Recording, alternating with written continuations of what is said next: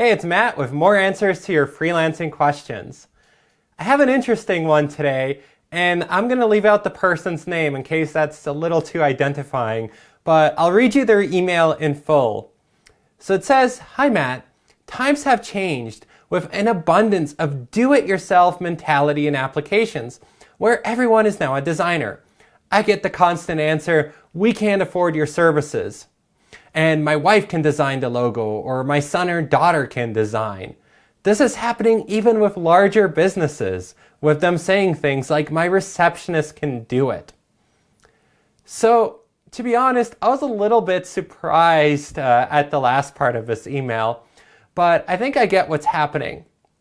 So, ultimately, this reader is probably targeting the wrong potential clients, because it sounds like they are doing logo design, branding basically, and they're being met with a lot of clients that are saying, hey, I know somebody who's a designer.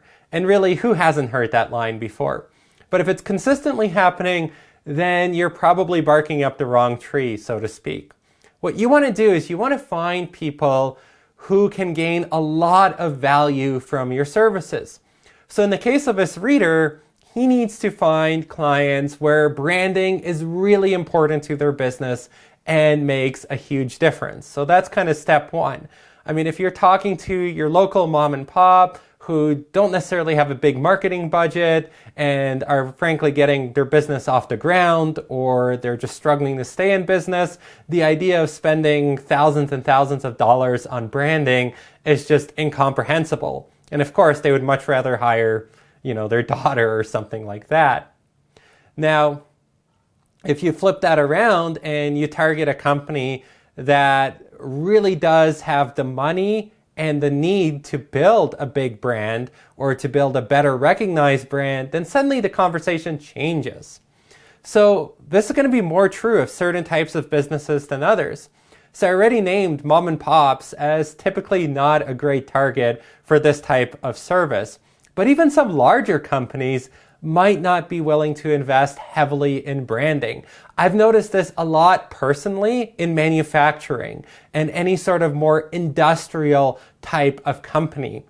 For reasons that we don't have to get into here and that I don't fully understand myself, a lot of times the manufacturers just don't see marketing as an important function. It's not how they do business.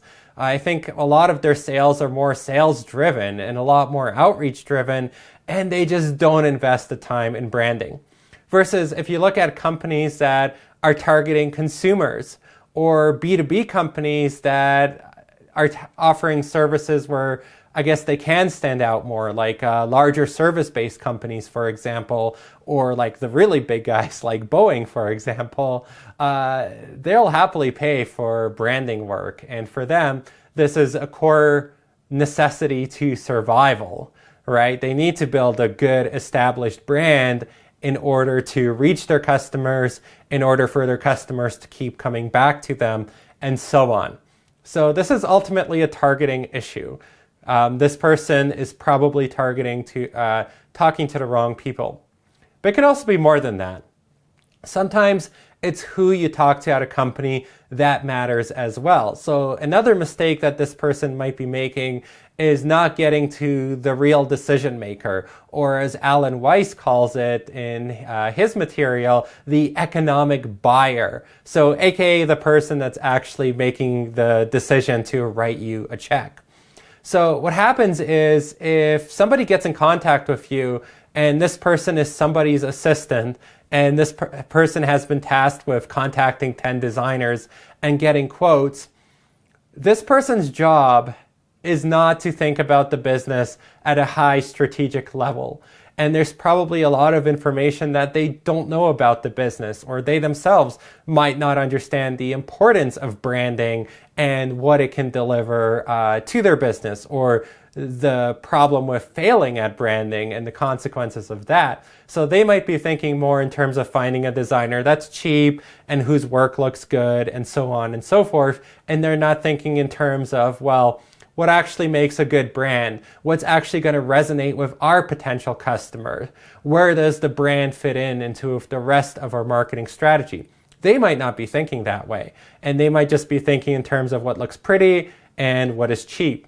So you need to go up the hierarchy and you need to figure out who is ultimately responsible for signing that check and who has that greater strategic vision in the company. So typically with something like branding, you'd want to at least be speaking with the marketing manager. I wouldn't speak with anyone below that, or director of marketing or some similar title.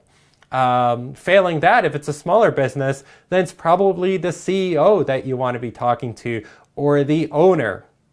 They're going to be thinking about their business very differently, and they're going to be thinking about price very differently. Because if you can build a business case for why this company that's selling millions or tens of millions of dollars in product really needs a better brand, or really needs a more recognizable brand, you can connect that back to how it could affect those millions or tens of millions of dollars in sales, and suddenly paying you a few $1,000s or $10,000 or $20,000 to do a good job makes perfect sense.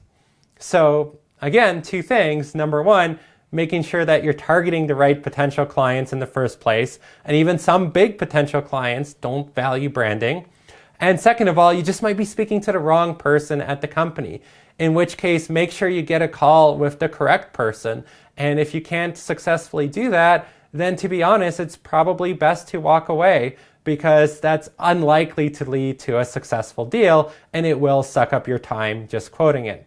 So I hope that helps. It's a really interesting question, especially because this person is coming across this over and over to the point where they're actually feeling despair and wondering whether they should continue. Well, I promise that there are plenty of companies out there that are more than happy to pay for branding work, and branding is a big business. It's just a matter of speaking to the right ones and speaking to the right people, and then of course conveying your services in the right way as well.